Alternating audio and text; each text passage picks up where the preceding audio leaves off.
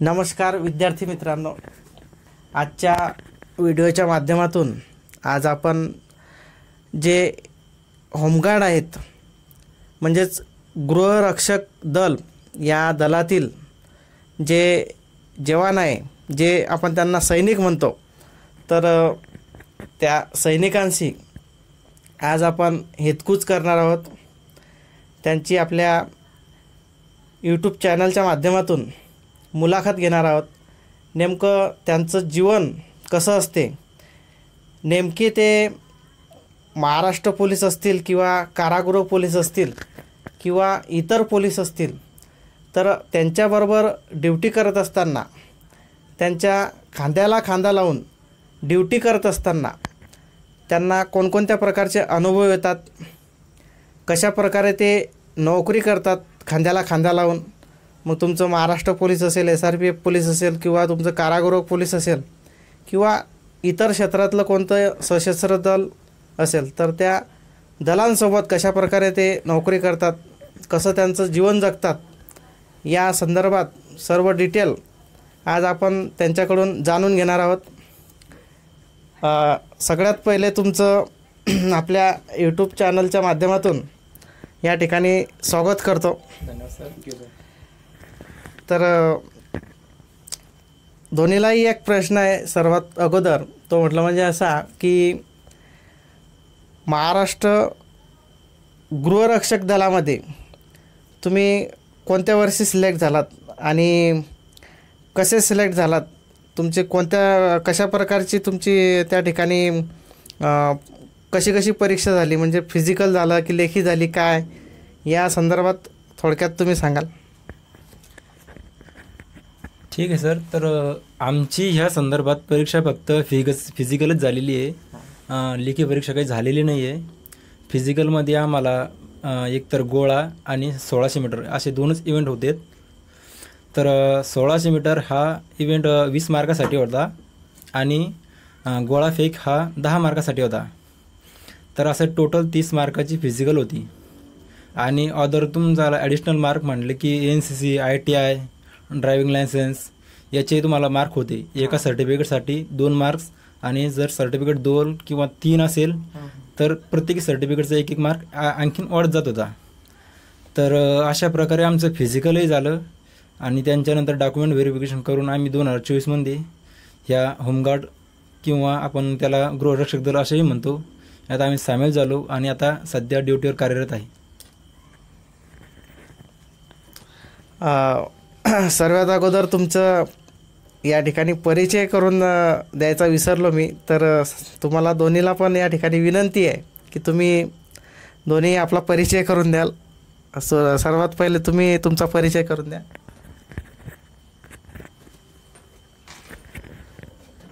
माझा परिचय सर, मी राणा सावकडभोई, माझं नाव प्रकाश चंद्रवान डोने, तालुका देऊळगाव राजा, जिल्हा बुलढाणा,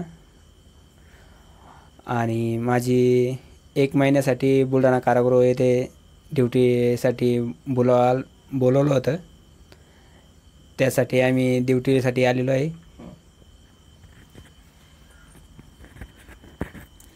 नमस्कार सर। तर आता जसं डोनेनं सांगितलेच आहे, माझं नाव कैलास कडुबा डोके, राहणार रोहणा, तालुका देऊळगाव राजा, जिल्हा बुलढाणा। मी सध्या देऊळगाव राजा युनिटमधून इथं बुलढाणा कारागृह येथे सेवासाठी कार्यरत आहे। 1 महिन्यासाठी आमची निवड झालेली होती सेवेसाठी। तर आता आम्ही बघताच आता 1 महिना पूर्ण सेवा केलेली आहे। ठीक आहे।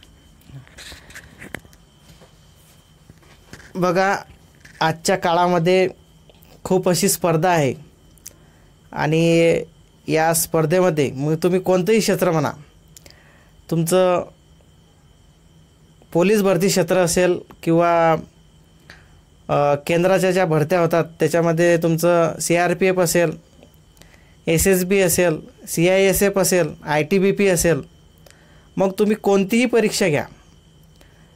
आणि विशेष म्हटलं म्हणजे तुमचं आपली महाराष्ट्र पोलीस असेल, कारागृह पोलीस असेल, त्याच्यानंतर या क्षेत्रांमध्ये, या भरत्यांमध्ये कॉम्पिटिशन स्पर्धा तर आहेच, परंतु जे होमगार्ड आहेत, जे गृहरक्षक दल आहे, यांच्यामध्येही या आताच्या काळामध्ये खूप मोठी स्पर्धा आहे. हे आपल्याला आता तुमच्या समोर हे 2 ताजेतवाने उदाहरणं आहे. तर या उदाहरणांच्या माध्यमातूनच तुम्हाला त्या प्रश्नांचे उत्तरं मिळूनच जातील की आताच्या काळामध्ये होमगार्डसाठी सुद्धा किती प्रमाणामध्ये कॉम्पिटिशन आहे, स्पर्धा आहे. एक काळ असा होता की ज्या वेळेस होमगार्ड लोकांची भरती राबवली जात होती, तर त्या ठिकाणी होमगार्ड या क्षेत्रामध्ये, गृहरक्षक दल या क्षेत्रामध्ये सैनिकांची भरती करायची आहे, तर त्या ठिकाणी मुलं मिळत नव्हते. मिळत नव्हते म्हणजेच काय, म्हणजे कशी त्या ठिकाणी त्यांची उंची नाही बसत, त्यांची छाती नाही बसत, कोणत्याही प्रकारचे जे आपले फिजिकल क्रायटेरिया असतात ते क्रायटेरियासुद्धा त्या ठिकाणी ते उमेदवार पाळत नव्हते. त्याच्या पात्रतेलासुद्धा ते त्या ठिकाणी लायबल नव्हते. एक असा काळ होता. तर त्याच्याच माध्यमातून मग कोणीही त्या ठिकाणी होमगार्ड किंवा गृहरक्षक दल या क्षेत्रामध्ये भरती होत होतं. परंतु काळाच्या ओघात आता काळानुसार खूप कॉम्पिटिशन झालेली आहे. ऐकून घेऊ, जाणून घेऊ की कशा प्रकारची स्पर्धा झालेली आहे. आता मी यांना दोन्हीला पण एक प्रश्न विचारतो की तुम्ही भरती मारली आणि सिलेक्ट झाला, तर त्या काळामध्ये त्यांनी आता सांगितलं की 2024मध्ये आमची नियुक्ती झाली. 24मध्येच ना? 2024मध्ये त्यांची नियुक्ती झाली. तर 2024मध्ये प्रत्यक्ष त्या ग्राउंडवरती किती स्पर्धा होती हे त्यांच्या तोंडूनच आपण ऐकू. हो तर सर, आता स्पर्धा तर आता ह्या नवीन युगात आपण ज्याला समजा एक स्पर्धेचं युग म्हणू शकतो, ह्या युगात आता पहिल्यासारखं गृहरक्षक दलासाठी पहिले तुम्ही म्हणता तसे मुलं मागून गेलेत होती. त्यांचं फिजिकल व्यवस्थित होत नव्हतं, हाईट, चेस्ट हे वगैरे व्यवस्थित होत नव्हतं. तर आता तसं काही राहिलेलं नाही आहे. कारण की आता प्रॉपर तुमची हाईट, तुमची चेस्ट असेल, तुमचं वजन असेल, हे प्रॉपर करून त्याच्यानंतर तुमचं फिजिकल हे करून तुम्हाला सिलेक्ट केलं जातं आहे. आता आमच्या या बुलढाणा जिल्ह्यात आता टोटल जागा असेल जवळपास 350 ते असेच आसपास होत्या. तर ह्या 350 जागासाठी कमसे कम 15 ते 16,000 असे फॉर्म आले होते आणि त्या तितकेच कॅन्डिडेटसुद्धा आले होते. आता ह्या कॅन्डिडेटमधून निवडायचं म्हणलं तर फारच अवघड. कारण की आता ह्या स्पर्धेच्या युगात सर्वच मुलं तयारी करणारे आहेत. आता त्यातून निवडायचे कसे? कारण की आता बरेच आता माझ्याच युनिटला असं झालं की 30 पैकी 30 मार्क घेऊन सुद्धा काही सैनिक घरी आहे, म्हणजे काही कॅन्डिडेट घरी आहे. कारण की आता उदाहरण माझं धरून घ्या, माझ्याकडं फिजिकलचे 30 पैकी 30 असूनही माझ्याकडे NCCचे ॲडिशनल मार्क 3 होते आणि हा दोन्ही याच्याकडे फिजिकलचे 30 पैकी 30 असून याच्याकडे 2 मार्क एक्स्ट्रा होते, तर यालाही 32 आहे. तर असं असून म्हणजे एखादा जो समजा त्याच्याकडे कुठल्याच प्रकारचं सर्टिफिकेट किंवा ॲडिशनल मार्कासाठी काही उपाय नाही आहे, तर त्यांना खरोखर खूप मेहनत करूनसुद्धा तो आज ह्या सेवेत कार्यरत नाही आहे. कारण की त्याच्याकडे कुठलं सर्टिफिकेट नाही आहे. असं ह्या आधुनिक युगाचं म्हणजे एक स्पर्धेचं युग आहे. इथं आता कुठलीच भरती, जसं आता तेच पोलीस वगैरे ते तर आहेच, पण होमगार्डसुद्धा कारण कुठल्याच याच्यात कमी नाही आहे. कारण की पोलीसच्या खांद्याला खांदा लावून पोलीस असेल, कारागृह पोलीस असेल किंवा आपलं SRPF असेल किंवा आपलं मुंबई सारखे ठिकाणी जे आपले फायर ब्रिगेड असतात त्यांच्याही मदतीला भरपूर वेळेस धावतात होमगार्ड्स. तर बघा, तुम्हाला प्रत्यक्ष या सैनिकांनी सांगितलं की किती स्पर्धेचं युग आहे आणि त्यांचं 30 मार्कांचं फिजिकल झालं. किती मार्कांचं फिजिकल झालं तुमचं? 30 मार्कांचं फिजिकल झालं. तर 30 पैकी 30 मार्क, 1600 मीटर जे रनिंग आहे ते रनिंग त्या ठिकाणी 20 मार्कांची होती आणि तो तुमचा गोळा राहतो, पोलीस भरतीला पण गोळा राहतो, तो गोळा त्या ठिकाणी यांचा 10 मार्कांचा होता. तर असं मिळून 2 इव्हेंटचं 30 मार्कांचं यांचं ग्राउंड होतं. तर त्या ठिकाणी भरती प्रक्रिया राबवत असताना किंवा हे होमगार्ड भरती प्रक्रिया करत असताना त्या ठिकाणी 30पैकी 30 मार्क मिळवणारे जे विद्यार्थी आहे ते भरपूर प्रमाणामध्ये विद्यार्थी होते. बरोबर. तर 30पैकी 30 मार्क मिळवूनही त्या ठिकाणी होमगार्डमध्ये किंवा गृहरक्षक या दलामध्ये त्यांचं त्या ठिकाणी सिलेक्शन झालेलं नाही. ते त्या ठिकाणी माघारी गेले. आता मग या दोघी कॅन्डिडेटना पण 30पैकी 30 मार्क होते, परंतु यांचे जे काही बोनस गुण आहे, उदाहरणार्थ यांचं NCCचं सर्टिफिकेट होतं. अजून कोणकोणते सर्टिफिकेट होतं? ITI license. हां तुम्ही सांगा. ITIचे लायसन, खेळाडू, डबल आपलं ड्रायव्हिंग लायसन्स, स्पोर्ट, NCC असे भरपूर सर्टिफिकेट होते दिले त्यात. तर सगळे मिळून 4 असले की 3 मार्क, 2 असले की 3 मार्क, 2 मार्क असे मार्क ॲडिशनल होत जात होते. तर बघा, आता पुढचा एक प्रश्न या सैनिकांना मी विचारू इच्छितो. तो म्हटलं म्हणजे असा की तुम्ही गृहरक्षक दलामध्ये सिलेक्ट झाल्यानंतर आतापर्यंत तुम्ही कुठे नोकऱ्या केल्या आणि कशा नोकऱ्या केल्या? तुमचं महाराष्ट्र पोलीस असेल किंवा कारागृह पोलीस असेल किंवा इतर क्षेत्रातलं तुमचं सशस्त्र धारक पोलीस असेल, तर यांच्याबरोबर तुम्ही खांद्याला खांदा लावून ड्युट्या करतात.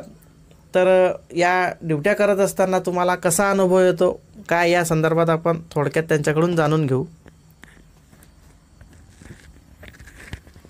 बरोबर आहे सर. आता जसं आपण पोलिसाच्या खांद्याला खांदा लावून ड्युटी करतो, त्याच हिशोबाने आम्हाला ट्रेनिंगसुद्धा पोलीस ट्रेनिंग सेंटर येथेच दिलेलं आहे. जसं पोलिसांना ट्रेनिंग देतात तसं आम्हाला दिलेलं आहे. फरक एवढाच आहे, कारण की त्यांना 6 महिने लगातार दिले आणि आम्हाला फक्त 45 दिवसच दिलेलं आहे. तर 45 दिवसातही त्यांना आमच्याकडून होईल तितकं कव्हर करून घेण्यास त्यांनी प्रयत्न केला.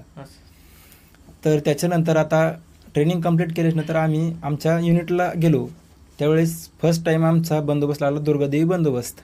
आता दुर्गादेवी बंदोबस्त करत असताना भाविक भक्तांची आणि त्याची भरपूरच असं गर्दी होते.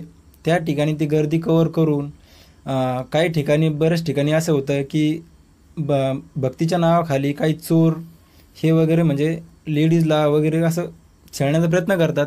त्या ठिकाणी पोलीस आता पोलिसांचंही मनुष्यबळ कमी असल्या कारणानं आमची ड्युटी लावतात. तर ते ड्युटी लावल्यानंतर तिथं राहून ती पूर्ण सिच्युएशन सांभाळणे, पुन्हा तिथली चोरी वगैरे हे करणे, तिथली गर्दी कमी करणे हा एक त्या ड्युटीचा हिस्सा असतो. कारण की जितका लोक खाकी वर्दीवर विश्वास ठेवतात तितका कुठल्याच गोष्टीवर विश्वास ठेवत नाही, हे असे माझे तरी म्हणणे आहे. बरोबर. तसेच आपल्यासोबतचे दुसरे सैनिक जोडलेले आहेत, ते म्हटलं म्हणजे डोने.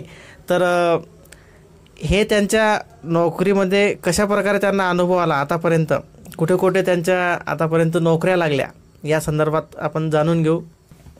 माझे ट्रेनिंग कंप्लीट झाल्यावर प्रथम दुर्गादेवी बंदोबस्त लागला, त्याच्यानंतर इलेक्शन बंदोबस्त लागला आणि त्याच्यानंतर शाळा 10वी 12वी यांची एक्झामच्या सेंटरवर बंदोबस्त लागला. इलेक्शनच्या टायमावर भरपूर इलेक्शन म्हणजे मतदान करायला चालले त्यावेळेस लाईनशीर लावणे, त्यांना गर्दी न होऊ देणे, काही वाद होऊ देऊ नये, त्यासाठी ड्युटी लागते. आणि पेपर बंदोबस्तसाठी म्हणजे तिथं शाळेवर कोणी गोंधळ करू नये, पोलीसवाल्यासोबत खांद्याला खांदा लावून ड्युटी केली जाते. कोणी जास्त मुलांना त्रास देऊ नये आतमध्ये एक्झाम चालू असताना, त्यासाठी ड्युटी दिली जाते.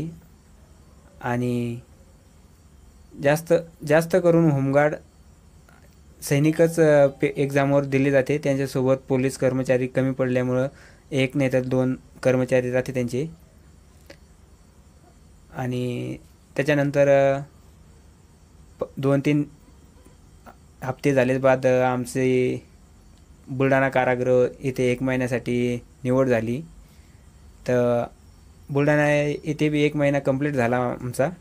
तर बुलढाणा कारागृहामध्ये एक अनुभव आला. तर ड्युटी चांगली आहे बुलढाणा कारागृहाची. म्हणजे 2 तास ड्युटी करायची, 2 तास आराम रेस्ट, पुन्हा डबल 2 तास. नाईट असली की 3 तास ड्युटी, 3 तास रेस्ट. आणि नाईटला 6 तास ड्युटी आणि 6 तास रेस्ट असतो. आणि डेला पहिले 1 तास ड्युटी, नंतर 1 तास रेस्ट, डबल 4 तास ड्युटी आणि 3 तास रेस्ट, आणि पुन्हा 3 तास ड्युटी. असे 8 तास ड्युटी राहते डेला. तर बघा, आपण जे आपल्यासोबत डोने हे दुसरे सैनिक जोडलेले आहेत, तर यांनी सुद्धा आपल्या नोकरीमध्ये कशा कशा प्रकारे अनुभव आला. मग तुमचं त्यांनी सांगितलं की शाळेवरती जो जे 10वीचे किंवा 12वीचे पेपर चालू असतात विद्यार्थ्यांचे, तर त्या ठिकाणी आमचा बंदोबस्त लागलेला होता. तर त्या ठिकाणी सुद्धा आम्ही खूप चांगल्या प्रकारे आमचा बंदोबस्त दिला, खूप चांगल्या प्रकारे आमची ड्युटी पार पाडली. त्याच्यानंतर त्यांनी सांगितलं की आता सध्याच्या घडीला कारागृह म्हणजेच बुलढाणा जिल्हा कारागृह या ठिकाणी त्यांची आता जवळजवळ 1 महिना संपत आला, त्यांची ड्युटी चालू आहे. तर कारागृहामध्ये ड्युटी करत असताना म्हणजेच कारागृह पोलीस यांच्या खांद्याला खांदा लावून ड्युटी करत असताना त्यांना कशा प्रकारचा अनुभव आला, ड्युटी करत असताना त्यांना म्हणजेच ड्युटी किती तास असते, रेस्ट किती तास असतो, तर या बाबतीमध्ये त्यांनी तुम्हाला सर्व डिटेल सांगितलं. म्हणजे ज्याप्रमाणे कारागृह कर्मचारी यांची 8 तास ड्युटी पडते आणि नाईट असल्यानंतर 6 तास ड्युटी पडते, अगदी त्याचप्रमाणे गृहरक्षक दलातील हे सैनिक यांचीसुद्धा तशीच सेम ड्युटी पडते. तर अतिशय चांगल्या प्रकारे त्यांनी त्यांचा अनुभव ड्युटीचा आपल्या सर्वांना शेअर केला. चांगल्या प्रकारे त्यांनी सांगितलं. तर आता आपण त्यांना जे गृहरक्षक दलातील सैनिक आहे यांना आताच्या घडीला त्यांचा महिन्याचा पगार किती, महिन्याची सॅलरी त्यांना किती मिळते, म्हणजे पहिल्या काळापेक्षा आताच्या काळामध्ये किती बदल झाला. आता पूर्वीच्या काळात कसं होतं, त्या काळात जर बघितलं तर मानधन हा खूपच कमी होता. पण तरी त्या काळात मानधन कमी असेल, पण त्या टायमात खर्चही कमी होता, त्यामुळे त्यावेळेसही पुरायचं आणि आताही पुरतोय.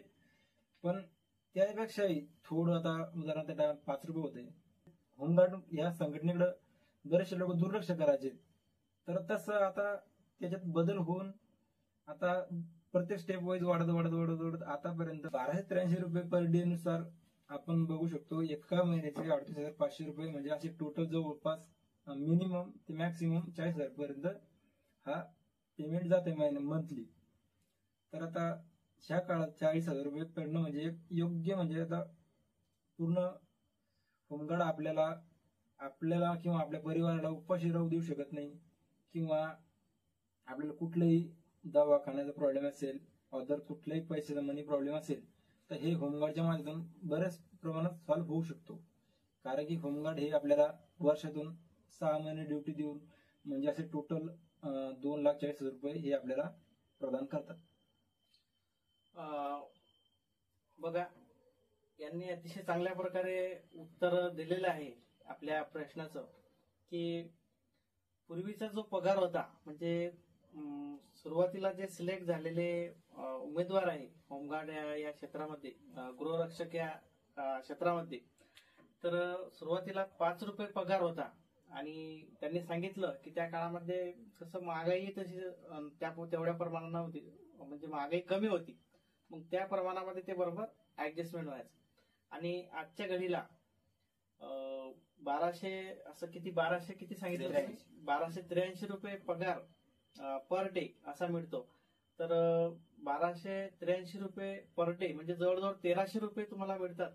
आणि असे जर तुम्ही एका महिन्याचे पैसे त्या ठिकाणी त्यांचे हे केले, तुम्ही बेरीज केली, तर त्या ठिकाणी जवळजवळ 40,000पर्यंत यांना मंथली मानधन हे मिळत असते. तर यांना दुसरा अजून एक प्रश्न विचारू इच्छितो, तो म्हणजे असा की ते सिलेक्ट झाले, जवळजवळ त्यांना आता 6-7 महिने होतील सिलेक्ट झाल्यानंतर. तर त्यांनी आतापर्यंत जो आपला समाज आहे, जे समाजातील लोक आहे, तर हे समाजातील लोक यांच्याकडे नेमकं कोणत्या दृष्टिकोनातून पाहतात, यांना कशा प्रकारे पाहतात लोक, तर या संदर्भात हे थोडक्यात माहिती देतील. त्या हिशोबानं हिंदी किंवा मराठीत बघू शकतो गृहरक्षक दल. आता दल म्हणल्यावर एक सेना झाली. आता या सेना ही पोलीस सेना असो, आर्मी सेना असो, किंवा होमगार्ड सेना असो, किंवा गृहरक्षक सेना असो, तर हे आपल्याला कायदा व सुव्यवस्था राखण्यासाठीच उपयोगी येते. खाकी वर्दी मिळणं हे प्रत्येकाला शक्य नाहीये. जसं तुम्ही सांगितलं, अशोक स्तंभ हे फक्त आणि फक्त सरकारी कर्मचाऱ्यांनाच मिळते. आता कोणी उठलं सुटलं किंवा मी ड्युटी करतो असं नाहीये.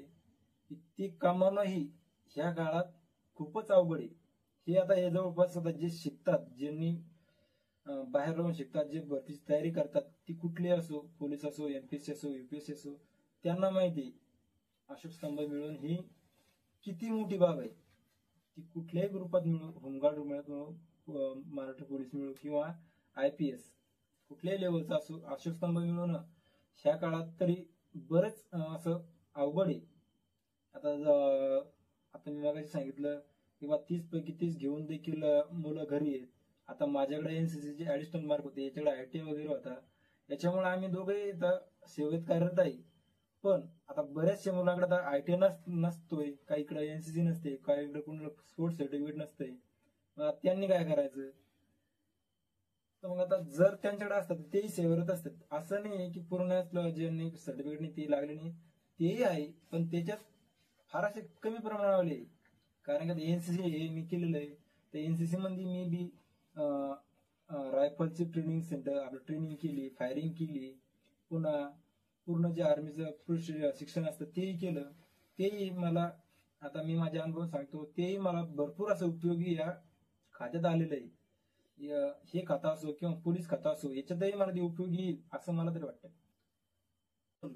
आज आपण आपल्या गृहरक्षक दलातील जे होमगार्ड आहे, जे सैनिक आहे, यांच्याशी खूप चांगल्या प्रकारे हितगुज केलेली आहे.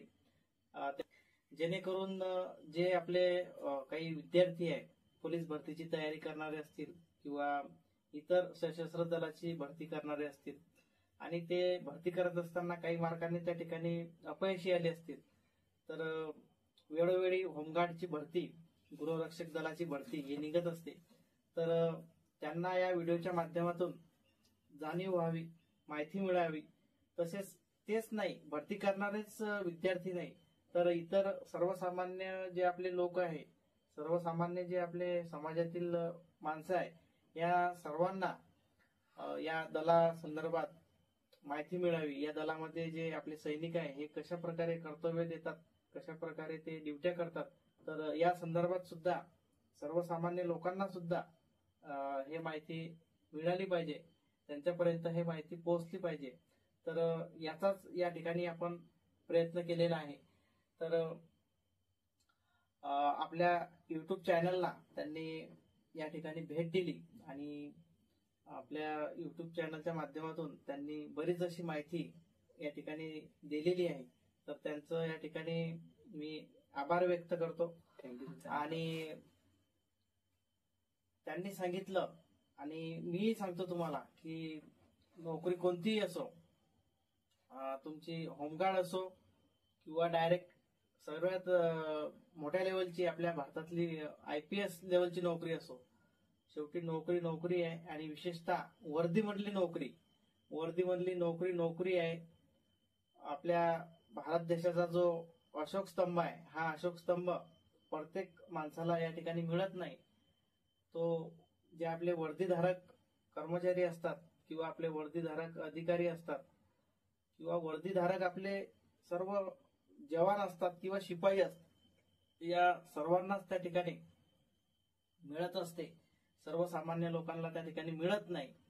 म्हणून विशेषतः समाजातील सर्वांना मी सांगू इच्छितो की शेवटी नोकरी असते, आणि विशेषतः त्याच्यामधली म्हटलं म्हणजे वर्दीधारक नोकरी असते.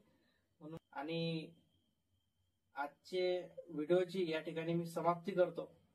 जय हिंद, जय महाराष्ट्र.